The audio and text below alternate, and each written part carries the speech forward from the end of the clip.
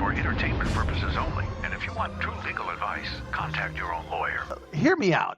This is just a little bit bizarre still. So don't get offended out there. This is just a law. We're going to talk about it. There's a thing called alien and affection laws and homewrecker laws. It's in very few states. And by the way, until I studied up on this, again, I don't do family law and divorces, but I did not know that.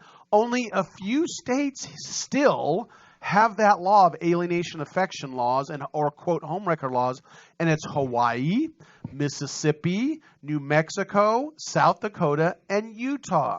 So what are these laws about? How did they stem? How did this come about? This is a really, really old law from an old English law, is where women were chattel or property of men way back in the days, and if you did something to that piece of property, I'm like saying, hey, you're treating women like things. No, I'm talking about the old days, the way they saw it, is that was their property. And if you did anything to their property, the men's property, you could sue that other man for touching the property, damaging the property, or having an affair with the property, which a woman was back in those days. They saw it under the law, and it transferred toward the United States, but obviously now it has nothing to do with that. It is basically any man or woman on either side or anyone can bring this case where someone has an affair with their spouse. And or on their spouse. Or on their spouse. Well, I would assume they'd be on their spouse, but yeah. I'm not quite sure we should get in those details. But the answer is... Do they sue for damages? I mean, yes, they sue for damages. Okay, so what happens is the spouse that is aggrieved, that means the non-adulterous spouse, sues the third party for interfering with the relationship between the spouses. Right. Because marriage is sacrosanct, right? And it used to be just exactly what Fred said. It's a common law tort, actually, that arose from common law from a long time ago, and we kind of inherited it from England. Australia also inherited it from England. Wow. So what happened, though, is as women were not viewed as personal property and chattel anymore, most of the states then got rid of this because it was based upon men being the personal property or holder of the women. Well, right? I believe I'm the personal property of my wife, straight up. I'm going to say that. Let's get that over with. Let's get that over with. So do they hire detectives and stuff like in the sordid old days with people bursting into a motel room with light cameras flashing? Yeah. Sure, but the funny thing is it's not just the lover that can be sued. It can be clergymen. It can be therapists, counselors.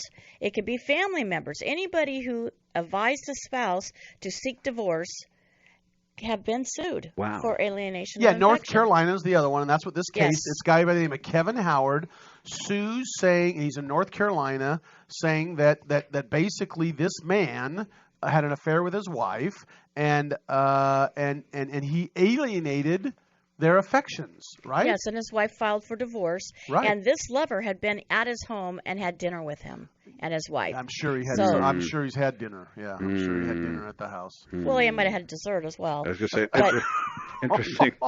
Wait, well, you got to hit there. That was say that again, Denise, please.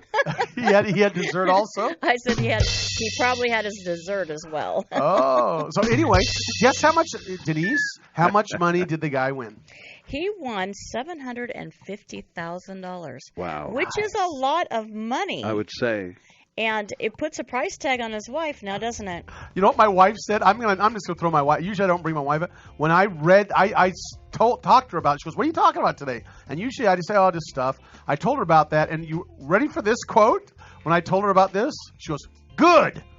Oh man, good. It's like, that keeps you in your place. Keep my place. At least we know where she's. But here we're about ready to take a break. In August of 2018, in North Carolina, another guy paid $8.8 million by the spouse because he was the lover.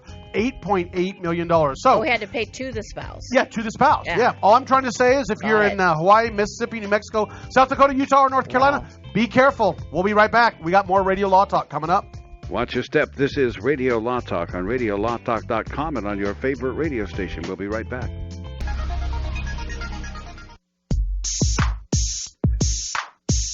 You're listening to Radio Law Talk. And now back to the show. It's Divorce Saturday, according to Cal, but we are talking about divorce. We just talked about a man who sued his ex-wife's lover for breaking up their marriage. He was awarded $750,000. Denise, there's a little comment on that. Yeah, I actually had a client that we filed in 2 different jurisdictions. His wife filed in North Carolina. He filed here in California, and we had, a venue challenge, and he lost that. And what happened in his particular case is that he had committed adultery.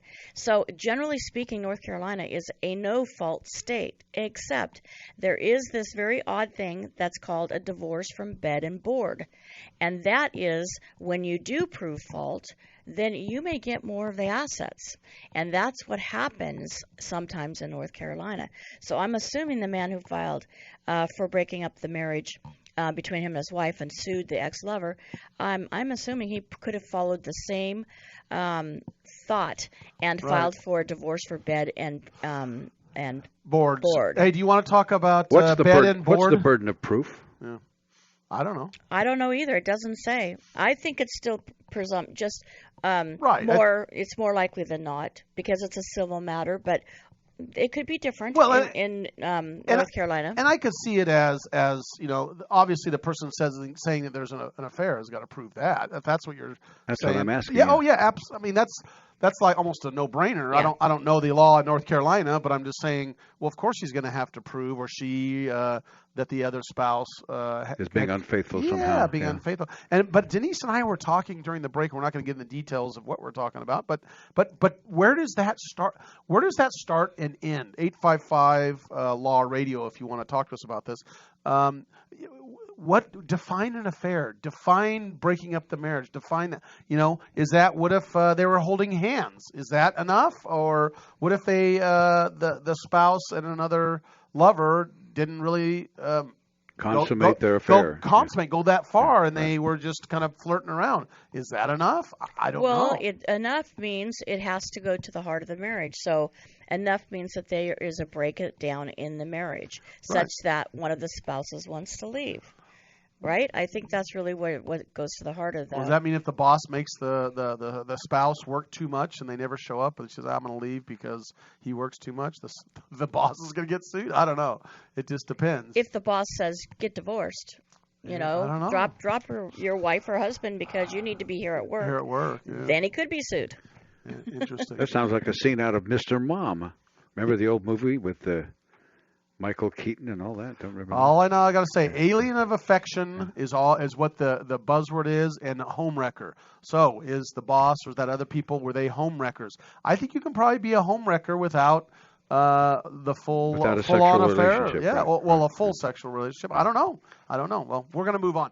Go to the website, radiolawtalk.com. That's radiolawtalk.com.